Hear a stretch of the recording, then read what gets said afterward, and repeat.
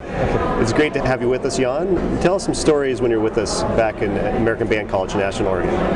Well, I've been there several times, and all the time, every time I really enjoyed my stay there because there's so much commitment, so many enthusiastic people organizing the thing and also coming there to learn and to be part of it. Well, I had many nice experiences, of course, especially the concert, the final concerts, 4th of July, sitting on the truck, etc. But I also have some more particular story which was a little bit scary in a way, but which fortunately turned out in a positive way. It's a few years ago, and at that time I had another project going on in Japan. It was a very, very tight schedule because I had only one flight which would arrive on time in Tokyo, and same day I had a rehearsal, and the next day in the morning a concert, so there was no way, if I would not make it, there was no way to find an alternative.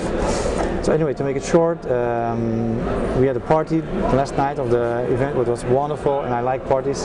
Like always, they were just fabulous at Max McKee's home.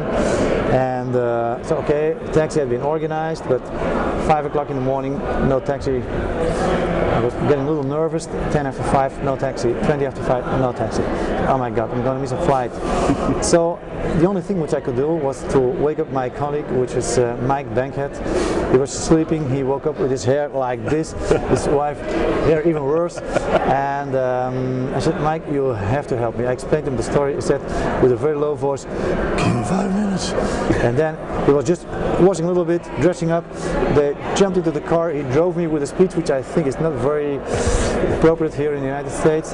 He brought me to the airport. In the meantime, as he has been retired as the conductor of the Royal Air Force Band in Washington, he made a phone call to Washington to somebody. That person phoned up United Airlines in Washington, based over there, and he said, you must stop that flight. This person has to catch the flight.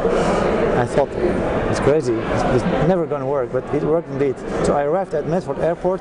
They took my suitcase, they took my ticket, they were writing, and while running to the plane, we just jumped up the plane. Everybody was looking, oh, that's the one we are waiting for. Everybody looked at me. I said, sorry for that.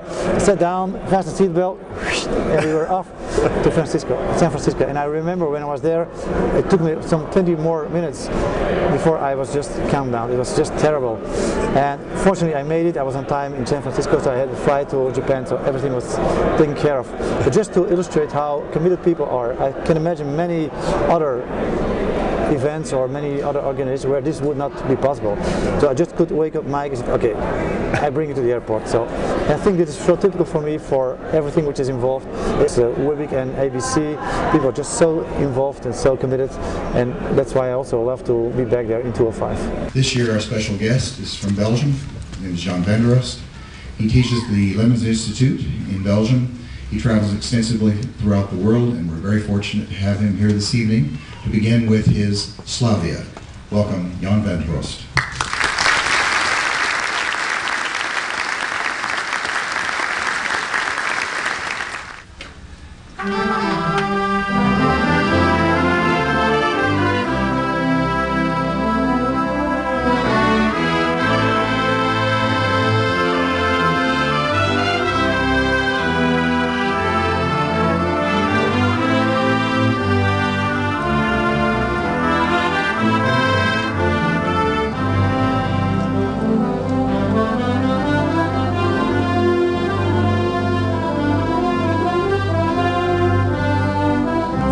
I think the Midwest is, for me, it's an annual thing. It's just on my list every year.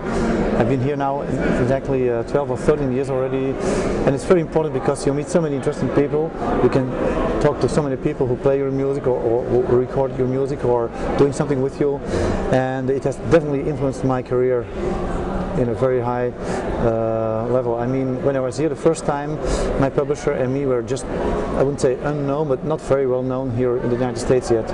And we met so many conductors and directors and people from so many countries. More and more, this thing being internationalized, it becomes even more important, I think, to be here. And thanks to that kind of 3-day event, I'm definitely sure my career could develop very well. I made many friends, including the McKee family and so many other people. We really enjoy meeting each other once in a year, and even sometimes just like a very short hello, it still is there, and you have kind of connection worldwide. I think it's also it illustrates how international band music in general is. There are no borders, there are no frontiers, there are no differences between people from the most Oriental or the most Western countries. We all have the same love, the same passion for music, and I think we can share that passion here at the Midwest.